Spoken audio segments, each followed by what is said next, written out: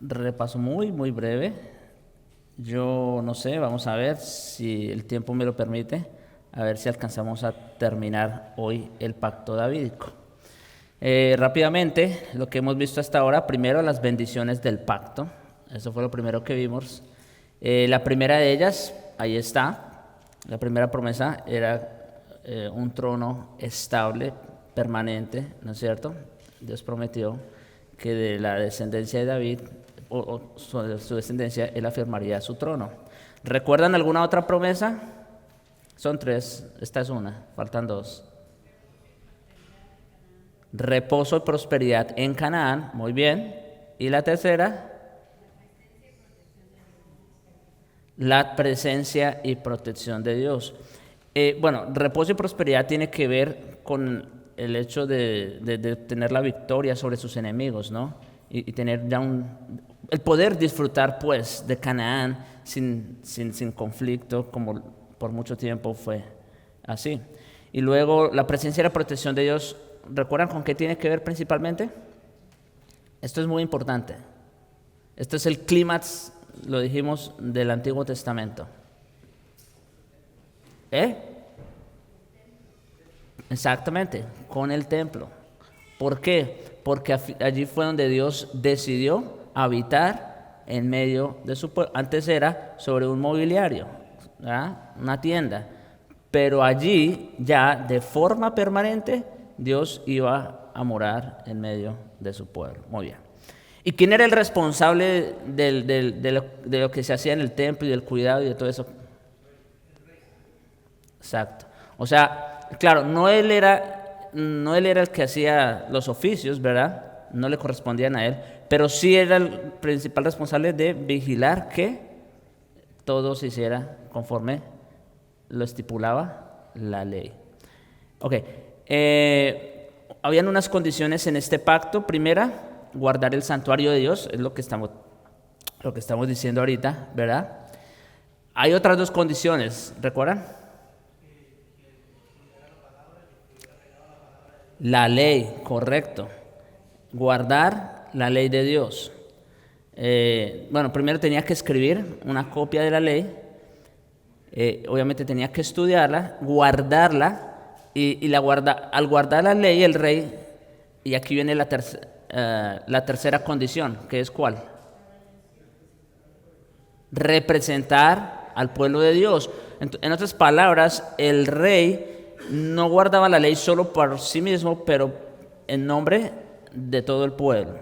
Si el rey hacía lo bueno, el pueblo le iba bien. Si el rey hacía lo malo, pues el pueblo le iba mal, así mismo. Ok. Esto ya lo vimos. Ah, no, esto no. Las sanciones. Ahí es donde vamos. Entonces, como en todo pacto, también hay unas sanciones precisamente para asegurar de que el pacto se va a cumplir. Y si no se cumple dicho pacto, entonces esto es lo que viene, ¿no es cierto? Como recuerden con Adán, ¿no? El día que comas de ese árbol, morirás. Entonces, eso era como para garantizar que no se quebrantara. Ahora, ¿se quebrantó? ¿Qué pasó? Sucedió lo que Dios sancionó, ¿verdad?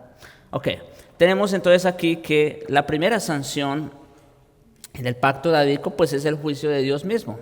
Segundo de Samuel capítulo 7 verso 14, que es precisamente el contexto del pacto, donde fue dicho, donde fue declarado, dice, Dios está diciendo, yo le seré a él padre y él me será a mi hijo. Y noten lo que sigue, y si él hiciere mal, yo le castigaré con vara de hombres y con azotes de hijos de hombres. Noten, hay una bendición muy grande aquí. ¿Es cuál? Que Dios sería su padre y él, los descendientes de David serían ¿qué? Sus hijos. Pero había una condición, bueno, las condiciones ya las dijimos, ¿verdad? Pero no salían condiciones, había una sanción. ¿Cuál era esa sanción? De que si no hacía lo que Dios le mandaba, entonces ¿qué iba a hacer? A castigarlo. Dios mismo se iba a encargar de eso, es lo que está diciendo. Yo le castigaré con vara de hombres. Ok. Entonces, como estamos diciendo, el rey davídico y Dios tienen una relación de padre a hijo muy especial. Dios protegerá y bendecirá al rey cuidando de él, pero cuando el rey no guarda la ley, Dios lo disciplinará y lo castigará. Ya dijimos que el rey davídico era una cabeza federal o representante en lugar de la nación, cuya obediencia o desobediencia determinaba la bendición o la maldición del pueblo, ¿verdad? En el pacto davídico, Dios dio promesas a David y sus descendientes y los obligó a obedecer ciertas leyes. Y para hacer que esto fuera un pacto formal, Dios amenazó a los hijos de David con disciplina y castigo. En el Salmo 132, versículos 11 y 12 también leemos: Jehová ha jurado a David una verdad de la cual no se retractará. De tu descendencia pondré sobre tu trono. Ahí está la promesa de parte de Dios. Voy a poner a uno sobre tu trono. Pero dice, si tus hijos guardan mi pacto y mi testimonio, que les enseñaré, sus hijos también ocuparán tu trono para siempre. Noten que hay una condición, ¿verdad? Dice, si tus hijos guardan mi pacto y mi testimonio, entonces ocuparán un trono para siempre. Ahorita en un momento vamos a ver cómo termina la historia, ¿verdad? Pero esa es la condición.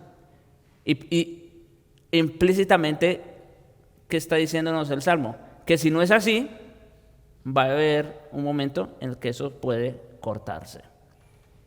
Si los hijos guardan el pacto, ocuparán el trono. Tienen que hacerlo o serán castigados y disciplinados.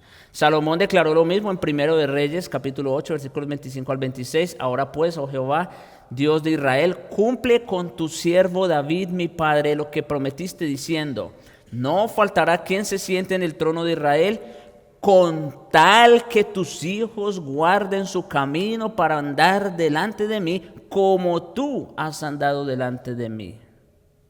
Ahí está otra vez esa condición. Y en el capítulo 11 de 1 de Reyes también, versículos 9 al 13, dice, y se enojó Jehová contra Salomón. Noten, estamos hablando de 3 capítulos después. Claro, obviamente en la Biblia 3 capítulos. Sabemos que pasó un buen tiempo entre el capítulo 8 y el capítulo 11, porque en el capítulo 8 Salomón está, vamos a decir, reclamando la bendición de Dios, ¿no? Como lo acabamos de ver. Pero mire lo que ocurre en el capítulo 11. Y se enojó Jehová contra Salomón por cuanto su corazón se había apartado de Jehová, Dios de Israel, que se le había aparecido 2 veces. ¿Sí? El mismo Salomón, que cuando Dios le dijo, pídeme lo que quiera, y él pidió sabiduría, supo pedir. El mismo Salomón que reconocía que debía de andar en los estatutos y ordenanzas del Señor, sí, dice que su corazón se había apartado de Jehová.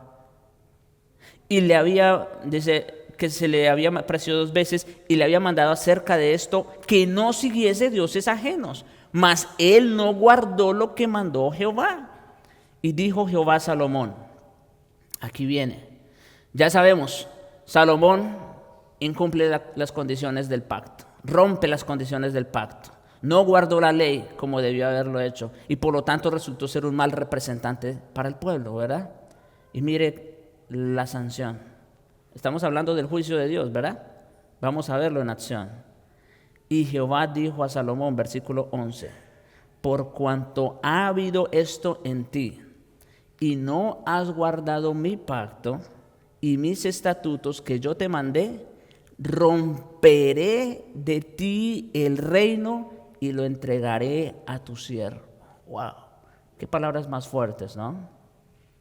Romperé o rasgaré de ti el reino y lo daré a tu siervo. Ahí vemos entonces que se está cumpliendo esta sanción, precisamente.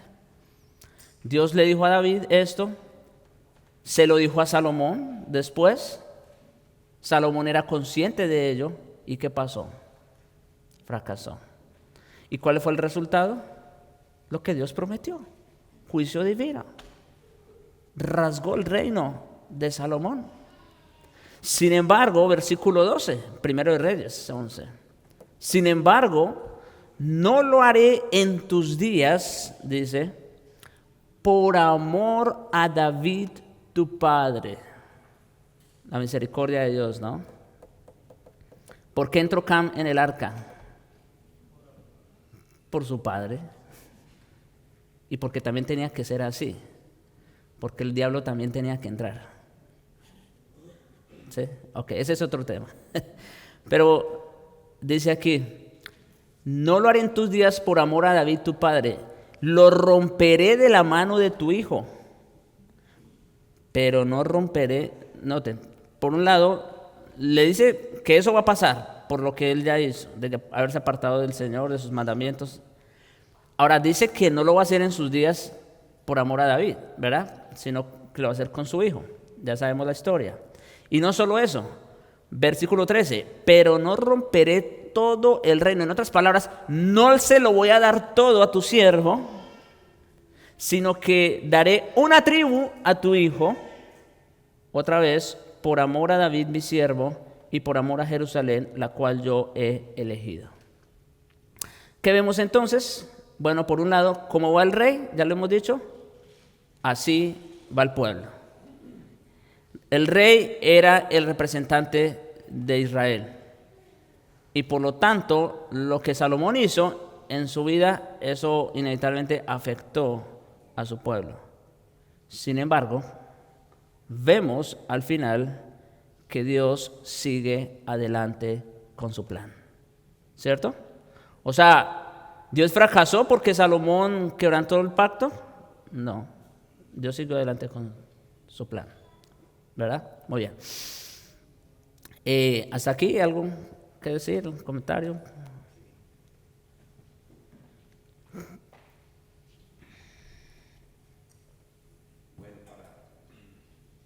Solo para que disfrutemos más de la enseñanza que se nos está dando y veamos la fidelidad de Dios a través del tiempo, es importante notar algo, hermanos. ¿Se acuerdan que yo les dije que cuando conocemos nosotros en esta iglesia que el anticristo se ha manifestado o imitando los tres oficios de Cristo, ¿verdad? Y en cada momento de la etapa de la historia del pueblo de Dios ha tenido cada uno su importancia vital. Por ejemplo, en tiempos antes de que llegara el reinado de Israel, el sacerdocio era la parte más vulnerable, es donde Satanás copiaba eso. ¿Por qué? Porque si Aarón caía, el pueblo caía. Acuérdense cuando Aarón cometió el error, y estoy sacando a Moisés porque Moisés era profeta, ¿ok? No quiero luego menciono eso. Pero sí, la parte de Aarón, si Aarón cometió ese error de idolatría, el pueblo pagó las consecuencias. Ustedes saben lo duro que fue eso. Después vemos los hijos de Aarón, Nadab y Abiud, cometiendo errores, y ya ves las consecuencias. Luego vemos a los hijos de Elí, y cayeron con los filisteos. El arca fue humillada como nunca había sido humillada. O sea, los sacerdotes no podían ofrecer fuego extraño porque eran los que propiciaban para el pueblo. Entonces eso apuntaba al sacerdocio perfecto de Cristo. ¿Y por qué Dios no acabó con el sacerdocio? Por amor a qué, a su promesa, por amor a David. Como dice acá, cuando dice por amor a David se refiere a Cristo. Se refiere a que David era un tipo de Cristo y realmente era esa precisamente. Ahora, lo que estamos viendo ahora, estamos viendo el reinado. Aquí ya no afecta tanto si los sacerdotes eran buenos o malos. Aquí tiene que ver el reinado. Rey malo, el pueblo caía en destrucción. Un rey que era santo, al rey se le dio la ley y al rey le dijo que tenía que vivir de acuerdo a la ley. Le dijo que no. Le prohibió los 3 pecados capitales al rey. Le dijo: no acumules para ti mucho dinero para que no caigas en avaricia, ni tengas muchas mujeres para que no seas adúltero, fornicario, ni tampoco tendrás mucho, no me acuerdo, que para que no se llenara de orgullo. Entonces Dios le guardó de esas cosas al rey. Y entonces el anticristo, y por eso Daniel y todo enfatizaban mucho la cara del anticristo del rey. ¿Por qué? Porque eso es lo que le afectó al pueblo por muchos años. Si el rey se equivocaba, el pueblo se equivocaba. Y ahí es donde el anticristo centraba todo su poder en afectar al rey. Porque cuando él lograba tumbar al rey, tumbaba al pueblo. Ahora, en nuestro tiempo, no olviden, tiene que ver con la profecía. ¿Me entienden? A Moisés les dijo: profeta como yo les levantará el Señor, a él oíd. Tiene que ver con la palabra de Dios. Por eso el anticristo de nuestro tiempo, la faceta del anticristo que nos afecta es una predicación falsa. Iglesias que pretenden predicar en el nombre de Cristo y están predicando otras cosas que no es la palabra de Dios. Y eso, por eso dice que salieron de nosotros, pero no eran de nosotros, que se sientan en el templo de Dios, haciéndose pasar por Dios. Juan les llama al anticristo, ¿verdad? Que tuercen doctrinas esenciales de la palabra de Dios. Eso es lo que a nosotros nos importa. ¿Por qué? Porque ya lo de los reyes no estamos en ese tiempo, lo de los sacerdotes tampoco. Así que la faceta que tenemos que tener cuidado es esa. Por eso tanto Pedro como Pablo y Juan enfocan esa cara del anticristo, y Daniel enfocaba la del rey. Quiero que entiendan esto para que disfruten y para que vean la sabiduría de Dios, para que vean cómo Dios ha venido moviendo esto, y los pactos nos están enseñando precisamente eso, cómo Dios ha tenido cuidado de su pueblo, y todo eso se viene cumpliendo las promesas de Dios, y Dios no falla por amor a su pueblo, porque amó a su pueblo Israel. Cuando dice por amor a David y Israel, se refiere a eso. Cristo iba a hacer el reinado perfecto, Cristo iba a hacer el sacerdocio perfecto, y Cristo es el profeta perfecto. Muy bien. Ok. Bueno, vamos a avanzar con la siguiente. Esta es la otra sanción. La primera tiene que ver con el juicio divino, directo, de parte de Dios. Y vimos cómo esa sanción se aplicó directamente en Salomón, ¿verdad? Y claro, no solo en Salomón, eso pasó con los otros reyes que vinieron después también. Pero eso tiene que ver también con el punto que vamos a ver aquí, y es la expulsión de Canaán y ausencia de Dios. Ahora, yo quiero que noten algo. Así como en el juicio de Dios, ¿verdad? Pues obviamente afectaba al rey primeramente, pero también al pueblo. Ahora aquí en la expulsión de Canaán y ausencia de Dios. ¿Recuerdan las últimas dos promesas? Una tenía que ver con el reposo en Canaán, ¿no es cierto? El disfrute de Canaán. Y la tercera tenía que ver con la protección y la presencia de Dios. ¿Recuerdan? Ahora, miren esta sanción. Es exactamente lo opuesto. ¿Ve? O sea que lo que Dios está diciendo, en otras palabras, es, ¿verdad? Si guardan la ley, si son dignos representantes del pueblo y todo lo que ya sabemos, esto es lo que voy a hacer por ustedes. Ahí están las promesas. Si no, entonces va a ser exactamente lo contrario. Eso es lo que está diciendo Dios, en otras palabras. En el pacto davídico, entonces, las maldiciones que amenazan en el pacto mosaico son dirigidas a la nación por medio del rey, ya saben, el representante. La disciplina y el castigo no son simplemente palmaditas en la mano, sino una completa desheredación de las bendiciones prometidas a Abraham. Recuerden, una vez más también, que aquí no hay nada nuevo. Básicamente es lo mismo que se le prometió a Abraham, ¿no es cierto? Nomás que aquí ya estamos en una etapa, vamos a decir, mucho más desarrollada. Ya el reino ya está establecido, ya hay un rey, de hecho. Ya hay un representante del pueblo, ¿no? Entonces, pero las promesas siguen estando ahí. Ahora, ya ¿a quién se le demanda es el cumplimiento de estas cosas? Al rey. Es al rey. Y si el rey las guardaba y las cumplía, como ya hemos dicho, ellos podían disfrutar de esas promesas. Si no, entonces viene esto: expulsión y ausencia de Dios. Después de la terminación del templo y la coronación de Salomón, Dios le apareció en Primero de Reyes, capítulo 9, versículos 4 al 9, y escuchen estas palabras. En cuanto a ti, le está diciendo a Salomón: si andas delante de mí como anduvo tu padre David, en integridad de corazón y en rectitud, haciendo conforme a todo lo que te he mandado, y guardas mis estatutos y mis ordenanzas, yo afirmaré el trono de tu reino sobre Israel para siempre, tal como prometí a tu padre David, diciendo, no te faltará hombre sobre el trono de Israel. Pero si en verdad vosotros o vuestros hijos os apartáis de mí y no guardáis mis mandamientos y mis estatutos que he puesto delante de vosotros, y os vais y servís a otros dioses y los adoráis, entonces cortaré a Israel de sobre la faz de la tierra que les he dado. Wow. Qué sanción tan grande, ¿no? ¿Por qué? Porque eso constituía precisamente una de las promesas que Dios le había hecho a Abraham y que Dios había repetido ahora a David. Y dice que si el rey no guardaba sus ordenanzas, sus estatutos, sino que se iba en pos de otros dioses, cortaré a Israel de sobre la faz de la tierra que les he dado. Y no solo eso, y la casa que he consagrado a mi nombre, o sea que su templo, la echaré de mi presencia. En otras palabras, donde Dios había prometido habitar entre ellos, ¿qué sucedería? Dios se retiraría. La desecharé de mi presencia. E Israel se convertirá en refrán y escarnio entre todos los pueblos. Y esta casa se convertirá en un montón de ruinas. Y escuche lo que sigue.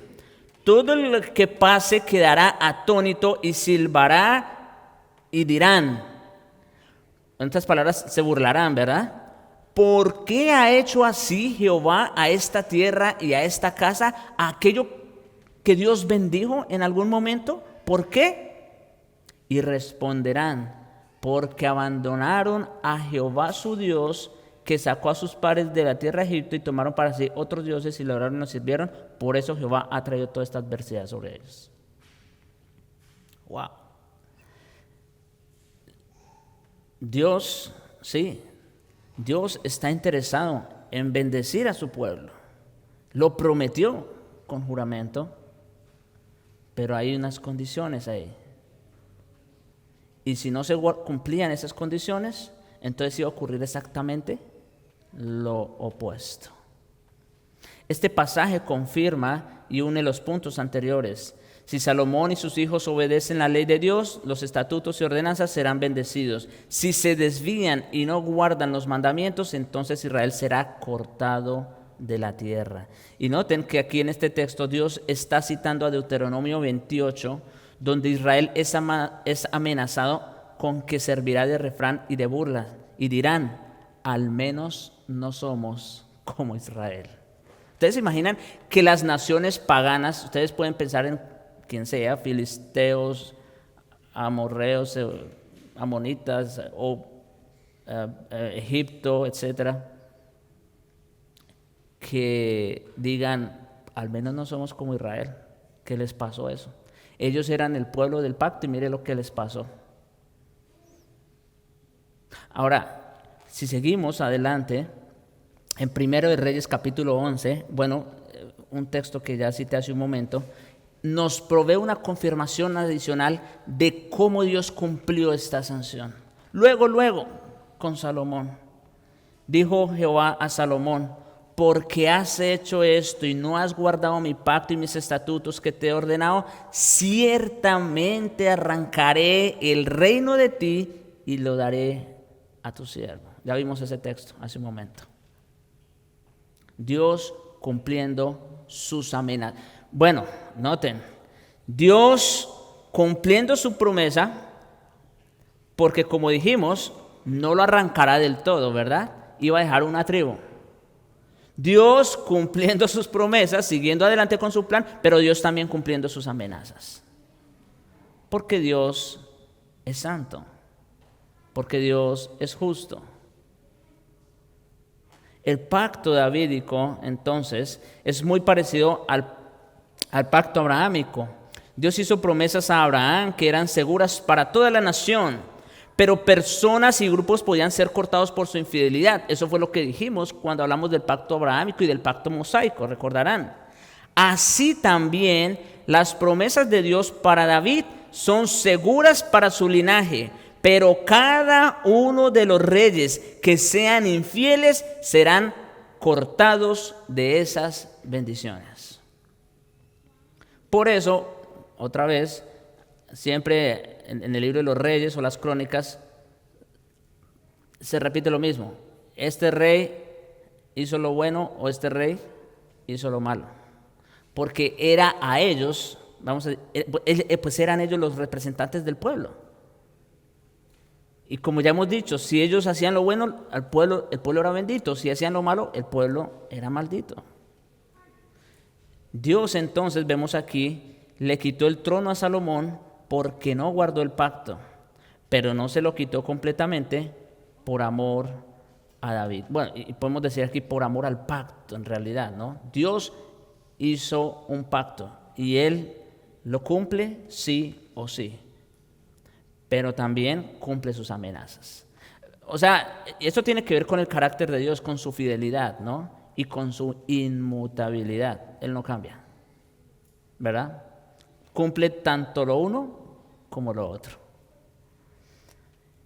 Pero, siguiendo con esta sanción de la expulsión de Canaán y la ausencia de Dios, este ciclo se repite a través de muchas generaciones, o sea, lo que pasó con Salomón, ¿verdad? De cómo Dios rasgó el reino de él y lo entregó a su siervo y así sucesivamente. Este ciclo de pecado, de rebelión, de apostasía, de juicio, se repite a través de muchas generaciones hasta llegar al punto de inflexión para Judá, así como lo oyen. En Segundo de Reyes, el 23, versículos 26 al 27, hasta ese punto, Israel había sido destruido y deportado hacía más de 100 años. O sea, las tribus del norte, las que Dios le había quitado a Salomón, por decirlo de alguna manera, esas tribus ya ni existían. Ya esas tribus se las había llevado a Siria.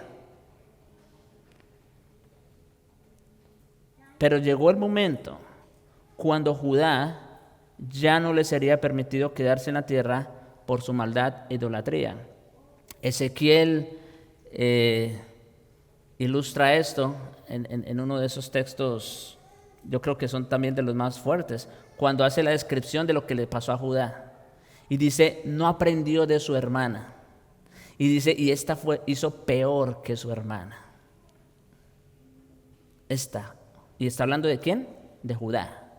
Ni siquiera está hablando de Israel, está hablando de Judá, la tribu que Dios preservó. Dice Segundo de Reyes 23 precisamente, 26 y 27, sin embargo Jehová no desistió del furor de su gran ira, ya que ardía su ira contra Judá a causa de las provocaciones con que Manasés le había provocado. Y Jehová dijo, también quitaré a Judá de mi presencia. Espérate un momento, pero a Salomón le dijo, nomás no te va a quitar esta tribu por amor a David, por amor al pacto, ¿verdad? Bueno, aquí dice, quitaré a Judá de mi presencia como he quitado a Israel. Y desecharé a esta ciudad que yo había escogido, a Jerusalén, por si las dudas. Y al templo del cual dije, mi nombre estará allí. Aquí llegamos, así como, recuerdan, así como cuando Salomón construye el templo, la dedicación y todo lo demás, llegamos al clímax, a la cúspide de lo que es el Antiguo Testamento. Aquí llegamos al lugar más profundo, a la apostasía más grande del pueblo de Dios. Aún Jerusalén, ¿sí?, la ciudad que él había escogido, fue desechada por Dios. Y dice, incluso el templo en el cual dije, mi nombre estará allí. Dios quita su presencia de ese lugar. Antes de ese momento, Judá fue llamado a arrepentirse, a regresar a su Dios. Bueno, ustedes pueden leer los profetas, con cuánta insistencia, una y otra y de tantas maneras, hablándole al pueblo de Dios.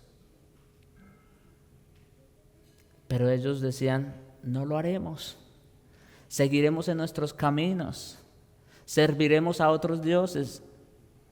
Eso es lo que decían, ahí está, no lo digo yo.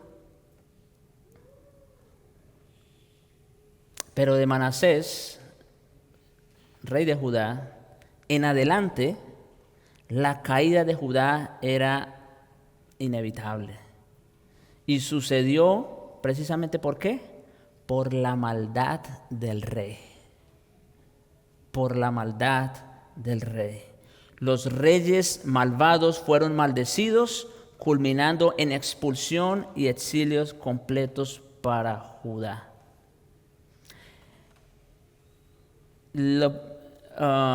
Como se ha dicho, hermanos, otra vez, como va el rey, así va el reino. Además, la maldición que se le cobró a Israel es declarada por Dios en los mismos términos que fue planteada en el pacto davídico. Lo que Dios dijo que iba a ser expulsión de Canaán y ausencia, su ausencia divina, fue exactamente lo que ocurrió allá. Lo peor que le puede ocurrir a Israel es que Dios quite su presencia de su templo. Ese fue el propósito desde que Dios entró en pacto con Abraham. Habitar en medio de su pueblo, en un lugar santo, apartado, permanente. Y lo peor que le podía ocurrir a Israel era que Dios quitara su presencia en medio de ellos. Y eventualmente eso fue lo que sucedió. De hecho, el linaje de David, físicamente hablando, hasta ahí llegó. Ya no hubo más reyes descendientes de David. Dios cumple lo que promete y Dios cumple lo que amenaza. Ahí se cortó el linaje, físicamente. O sea, en el sentido de que no hubo más reyes. Este momento, hermanos, hace un salto histórico gigantesco. Desde Salomón hasta el exilio. Pero en ese lapso de tiempo se cuenta una historia muy legible porque el fundamento apropiado para comprender la relación de Dios con Israel ha sido puesto en este pacto y el cual se puede resumir de esta forma. En la medida en que el rey davídico cumple el pacto mosaico, el reino disfrutará de las bendiciones del pacto abrahámico.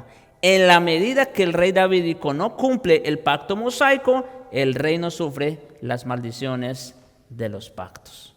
Y aquí entonces tenemos un retrato exactamente de lo que sucedió. Obviamente, aquí no termina la historia, ¿verdad? Hasta aquí, vamos a decir, la información que las Escrituras nos proveen en cuanto al pacto davídico. Pero la historia no termina ahí, ¿no es cierto? Pero aquí me voy a detener y para si tienen otra vez alguna pregunta, algún comentario antes de continuar.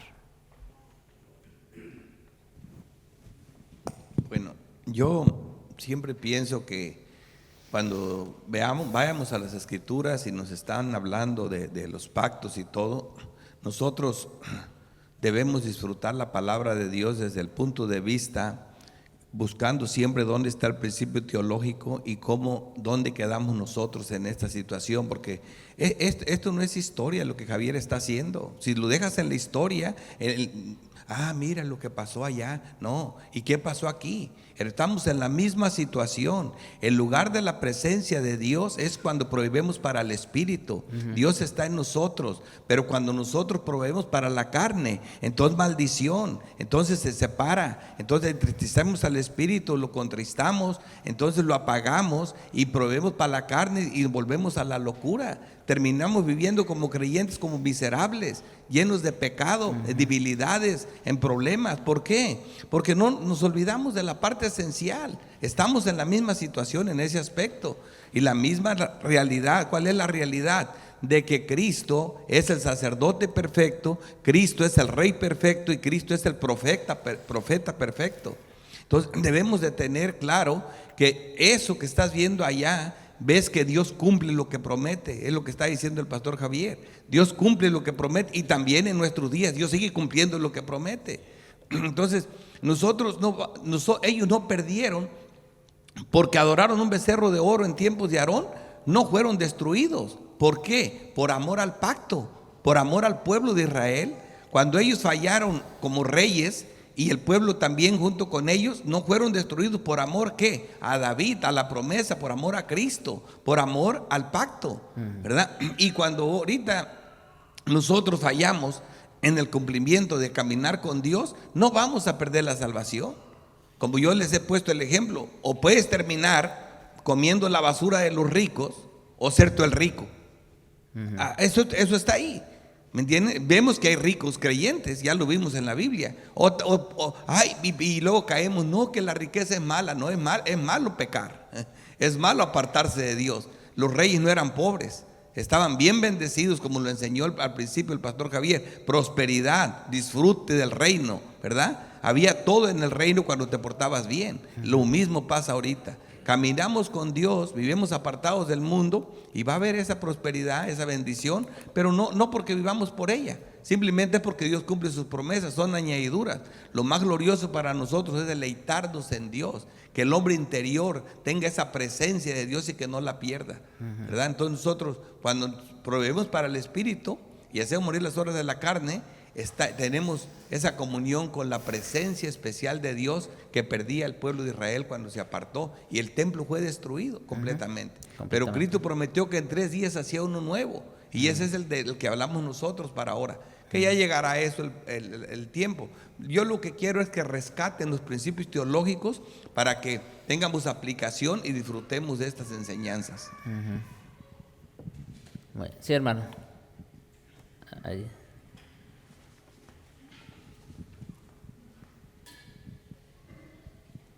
Yo tengo una duda.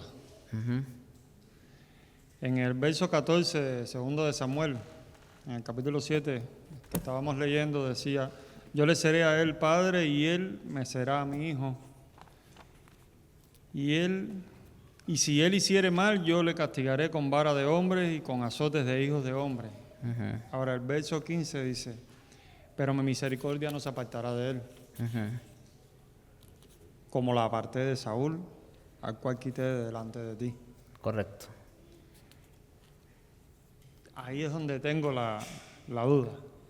Ok. Mire, esas palabras que acaba de leer, aquí también las mencionamos hace un momento, son muy parecidas a cuando Dios se le aparece a Moisés en el Sinaí, ¿recuerda? Y le dice, Moisés le dice que le muestre su gloria. ¿Y qué es lo que ve? Dice que solo ve las espaldas, o sea, en una forma gráfica, ¿no? Dice que le puso la mano en una hendidura de una peña y solamente le ve sus espaldas. Y luego Moisés escuchó esas palabras: Jehová, Jehová, fuerte, misericordioso, lento para la ira, grande en misericordia, que perdona la maldad, el pecado, la rebelión, el castigo. Dice, pero que de ningún modo tendrá por inocente al culpable. Es lo mismo, ¿sí te das cuenta? Ahora, aquí dice, yo le seré el padre, él me será hijo, ¿verdad? Le castigaré si no hiciere lo que le castigaré con vara y azote, pero mi misericordia no se apartará. Exactamente lo mismo. Lo que está diciendo, hermano, es que, por un lado, en parte ya lo dijimos, Dios sí o sí va a seguir adelante con su plan. Dios no va a fracasar, ¿ve? Entonces, incluso a estas alturas donde nos encontramos, Judá ha sido desterrado, ya Dios no habita en el templo, porque el templo también fue destruido y demás. A estas alturas uno puede decir, pues se acabó todo, ya no quedó nada. Entonces, ¿qué vemos ahí? ahí vemos lo que Dios le dijo: lo castigaré con vara de hombres y con azote. Eso es lo que estamos viendo. Pero por otro lado, ahí no termina todo, ahí no termina la historia, como dije. Entonces ahí viene la misericordia, ¿ves? Entonces es lo que está básicamente el texto diciéndonos también, ¿sí?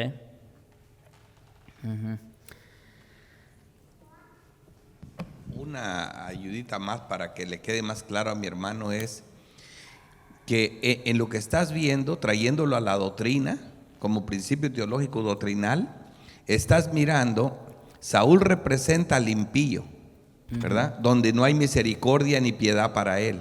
David representa la gracia, el creyente. Al creyente jamás se le borra para siempre, solo se le pega. Tú como hijo de Dios la salvación no la vas a perder. Eso no quiere decir que tu pecado Dios lo va a ver con buenos ojos. Tú vas a pagar por tus pecados una y otra vez que los cometas. Y si no entiendes, puedes morir antes de tiempo, pero pero la misericordia de Dios no se puede apartar, porque la salvación no se pierde. La salvación no se pierde, no así con Saúl, o sea, no así con los malos. Ellos no tienen más que juicio, ¿verdad? Entonces, miremoslo de esa manera también, porque esa es una maqueta de la doctrina que conocemos nosotros. La salvación no se pierde. Esto no quiere decir que estamos exentos de pecado y que Dios ve con buenos ojos el pecado. Y siguiendo con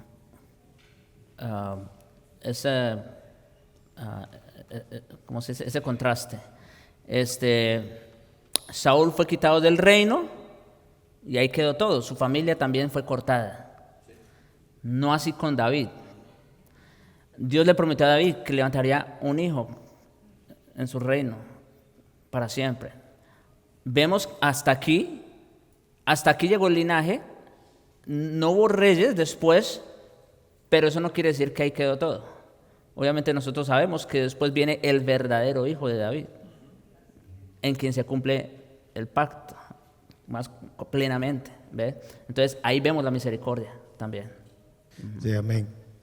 Pastor, bueno, el pastor Ricardo acaba de decir lo que iba a mencionar, pero como aportación, estas promesas que Dios le dio a David, vemos que los hijos de él, de la descendencia de David, la mayor parte de ellos fallaron. Pero más sin embargo, la promesa que Dios estableció con David permaneció para siempre. Por lo que dice Lucas capítulo 1, versículos 32 y 33, en quien fue puesto ese reino. Esa promesa que Dios le dio a David, en quién se cumplió en ese momento.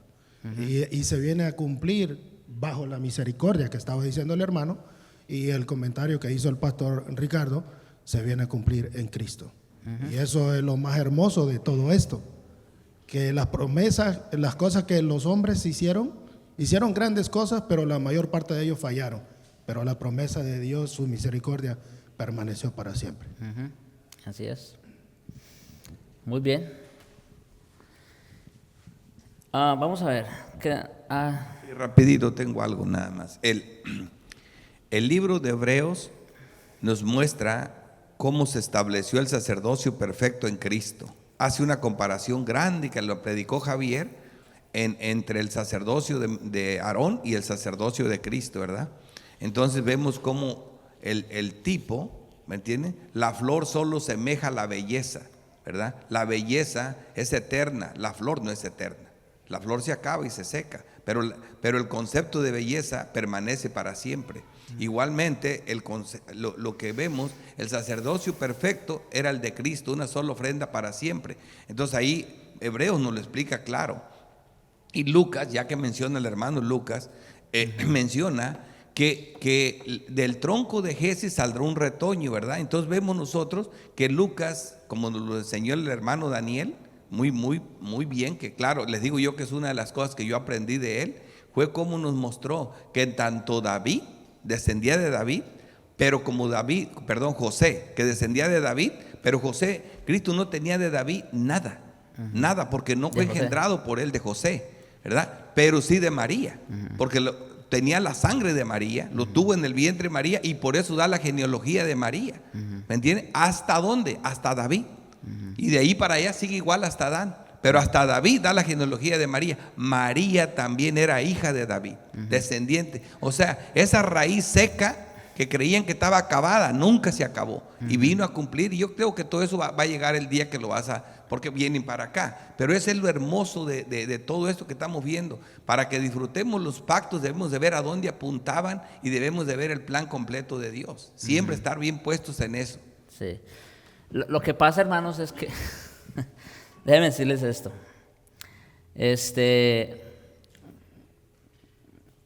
En términos de revelación, claro, nosotros ya sabemos el final, ¿ve? Pero en términos de revelación no debemos adelantarnos a los hechos, ¿ve? Entonces, ¿por qué? Porque si nos vamos al contexto en el que fueron dichas estas palabras, estas promesas, y fue realizado todo eso, ellos no tenían idea de lo que estaba por suceder, ¿ven? Entonces, nosotros ya lo tenemos, gracias a Dios.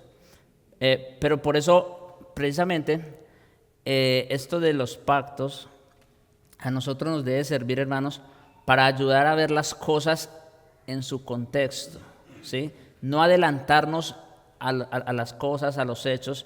Estas palabras fueron dichas allí, fueron dichas en este contexto. Ahora, que eso apuntaba a otra realidad, eso también es verdad. Y ya yo creo que ya no voy a alcanzar a avanzar mucho, pero es lo que tengo aquí, una analogía de promesas espirituales. Lo hice con el pacto abrahámico y aquí lo tengo con el pacto davídico otra vez. A ver qué tengo. Ahí están, las promesas, la realidad física y la verdad espiritual. La promesa, un trono estable. Esa es la primera promesa, ¿recuerdan? ¿Cuál es la realidad física de esa promesa? Ya la vimos. ¿Cómo se cumple esa promesa? Del trono. Exactamente, en Salomón y sus descendientes, ¿no es cierto? La descendencia real de David. Ahora, ¿a qué verdad apunta eso? Ahí tenemos a Cristo, el Hijo de David. ¿Se dan cuenta? Ahora vemos entonces el cuadro más completo. Y ahí tengo los textos, nomás que el tiempo ya no me va a dar para ello. No sé si de pronto en la próxima clase el hermano Jonathan quiera retomar esto un poco para que puedan profundizarlo, disfrutarlo más. Pero Cristo, aquí tenemos entonces la verdad espiritual. Cristo es el verdadero Hijo de David, aquel que va a tener un trono estable eternamente y para siempre. Ahí está Mateo 1. Dice Jesús, genealogía de Jesús, hijo de David, hijo de Abraham. Así empieza el libro. Ahora, ¿por qué Mateo usa la genealogía de José? Bueno, Dani ya explicó esa parte también. Para los judíos, Mateo fue un evangelio dirigido a los judíos. Y ustedes saben que los judíos, ellos toman en cuenta, básicamente, es la línea de los varones, del varón. Y por eso Mateo se va por ese lado, ¿verdad? Ok. Jesús no tiene sangre de David, no importa, está entonces Lucas también. Lucas 3:32, ahí está mencionado el nombre de David entre los ascendientes de María. Y como decíamos hace un momento, el linaje de David se cortó en el tiempo de la deportación. Sennacherib fue el último rey. Ahora, ¿eso quiere decir que se acabó todo? No. Entonces ahí viene lo que dice el profeta Isaías, que como raíz de tierra seca, o de la casa caída de David, un retoño, un vástago, cuando ya todo parecía que estaba perdido, ¿no es cierto? Eso es lo grande del plan de Dios. Cuando todo parecía que ya no había solución, que ya se había perdido, que el plan de Dios había fracasado, entonces aquí viene la simiente. Aquí viene el retoño, aquel del cual el profeta habló. Hebreos, obviamente, pues también hace mención de la realeza. Y está citando, de hecho, el Salmo 45 también, cuando dice: tu trono por siempre es eterno y para siempre, el cetro es justicia, es el cetro de tu reino. Está hablando, obviamente, ¿de qué? Del reinado de Cristo. Ahora, la segunda promesa: reposo y prosperidad en Canaán. ¿Cuál fue la realidad física de esa promesa? Pues victoria sobre sus enemigos y un reino estable en tiempos de Salomón. Porque después de Salomón, pues ya saben lo que pasó, ¿verdad? Pero se cumplió físicamente esa promesa, ¿verdad? Ahí está el cumplimiento. Y cuando el rey hacía lo bueno, al pueblo le iba bien, ¿verdad? Ok. Ahora, ¿a qué verdad espiritual apunta esa promesa? A la victoria de Cristo sobre sus enemigos y los nuestros. Noten, reposo y prosperidad en Canaán. La realidad o la verdad espiritual a la que apunta es a la victoria de Cristo sobre sus enemigos y los nuestros. ¿Sí? De eso se trataba el reposo en Canaán, de disfrutar de la tierra sin problemas, sin enemigos. Bueno, esto solamente lo consigue Cristo. 1 Corintios 15, 24 al 26, lo leo rápidamente, dice: luego el fin, está hablando obviamente de la resurrección, el tema general es la resurrección de Cristo, pero también habla de que Cristo es las primicias y luego vienen los demás, ¿verdad?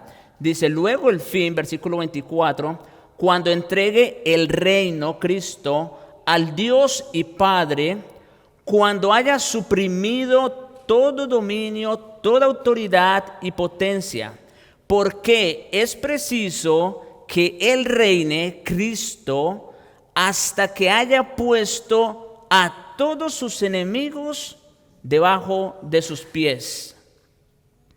Noten, es preciso que Él reine. Aquí está hablando del reinado otra vez, el apóstol Pablo. Y dice: es preciso que Él reine. ¿Hasta cuándo? Hasta que haya puesto a todos sus enemigos debajo de sus pies. En otras palabras, hasta conseguir el verdadero reposo y la verdadera victoria sobre los enemigos. Y dice el versículo 26: y el postrer enemigo, o el último, que será destruido, es la muerte. Ahí está claro, ¿verdad? Y no voy a leer el otro texto, pero Colosenses 2, 13 al 15 también nos narra la victoria de Cristo sobre los enemigos.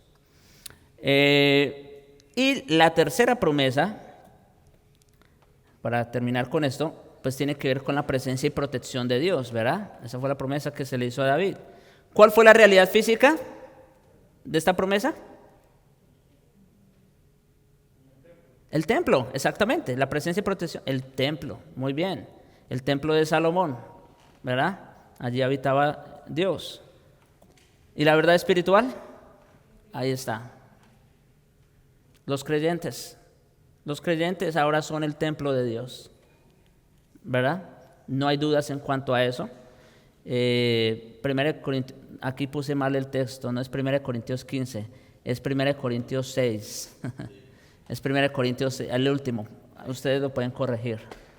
1 Corintios 6, 18 al 19. El contexto, Pablo está tratando la inmoralidad y está hablando específicamente de la fornicación. Dice: cualquier otro pecado está fuera del cuerpo, pero el que fornica contra su propio cuerpo peca. Ahora, ¿cuál es el problema de pecar con el cuerpo? Bueno, Pablo para eso entonces trae un principio teológico que es ¿cuál? ¿O no sabéis que vuestro cuerpo es templo del Espíritu Santo y que no es vuestro, sino de Dios? Ahí está claro. Este cuerpo, aún con este pecado de muerte con el que cargamos todavía, sí, es templo del Espíritu Santo. Y por eso la instrucción de Pablo ahí es precisa, ahí no hay lugar a dudas, huid de la fornicación. O sea, ahí no hay más que decir, ¿verdad? Eso es lo que hay que hacer. ¿Por qué? Porque el templo es templo del Espíritu Santo. Bien, hermanos, entonces hasta aquí, como digo, ya el tiempo no nos alcanzó para más, pero por lo menos quise dejarlos con esta imagen, ¿verdad? De cómo termina el pacto davídico, hacia dónde nos lleva o hacia qué apunta, ¿verdad? Quedarán unas cuantas cositas, como digo, a ver si con la ayuda del Señor luego se completan y para entonces seguir avanzando con lo que viene más adelante. Bien, hermanos, vamos a terminar aquí. Cualquier pregunta podemos tenerla, una conversación, aquí voy a estar. Oremos. Padre nuestro que estás en el cielo, bendito Señor, digno y alabado eres por todo lo que tú eres y por lo que haces. Gracias te damos, Señor, que aunque en principio hay cosas que no entendemos o que nos cuestan, pero al final nos damos cuenta, Señor, que tus planes son mucho más maravillosos y más altos que los nuestros. Gracias te damos, oh Señor, por tanta gracia, por tanta misericordia, Señor. Porque tú no fracasas. Nosotros sí, eso quedó demostrado. Pero tú no.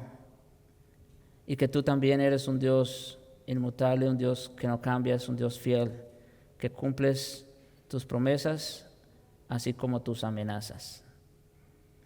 Oh Señor, concédenos vivir a la luz de estas verdades, para la gloria de tu nombre y el gozo, mientras estamos de este lado también. En Cristo te lo rogamos. Amén.